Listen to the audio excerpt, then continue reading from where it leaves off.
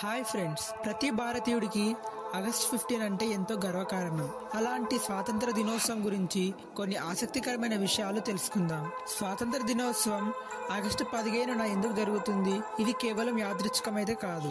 భారతదేశం యొక్క చివరి వైస్రాయ్ అయిన లార్డ్ మౌంట్ బ్యాటన్ ఈ తేదీని ఉద్దేశపూర్వకంగానే ఎంచుకున్నాడు. ఎందుకంటే ఆగస్ట్ 15 1945న రెండో ప్రపంచ యుద్ధంలో జపాన్ ఓడిపోయింది మరియు లొంగిపోయింది. ఆ రోజు శాంతి యుద్ధాన్ని గెలిచిన రోజుగా మౌంట్ బ్యాటన్ భావించారు. అందుకే భారతదేశం స్వాతంత్రం పొందడానికి ఈ తేదీని సింబాలిక్ గా సరిపోతుందని నిర్ణయించాడు.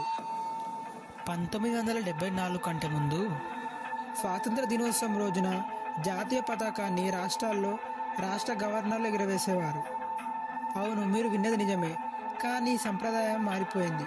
ఎలాగంటే తమిళనాడు ముఖ్యమంత్రి అయిన ఎం కరుణానిధి గారు అప్పటి ప్రధాని అయిన ఇందిరాగాంధీ గారికి ఒక సూచన చేశారు. జాతీయ పతాకాన్ని 1974 నుండి ఈ బాధ్యత ముఖ్యమంత్రులకు అప్పగించబడింది. భారతదేశ స్వాతంత్రం నిజానికి 1948లో రావాల్సింది. స్వాతంత్రం 1947లో కాకుండా 1948 జూన్ 30న రావాల్సిందిగా మొదటిగా ప్లాన్ వేశారు.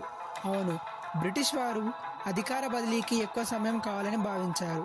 కానీ భారతదేశంలో రాజకీయ ఒత్తిడి, ప్రజల ఆందోళనలు మరియు నాయకుల బలమైన పట్టుదల వల్ల ఈ తేదీ ఏడాది ముందుకు వచ్చింది.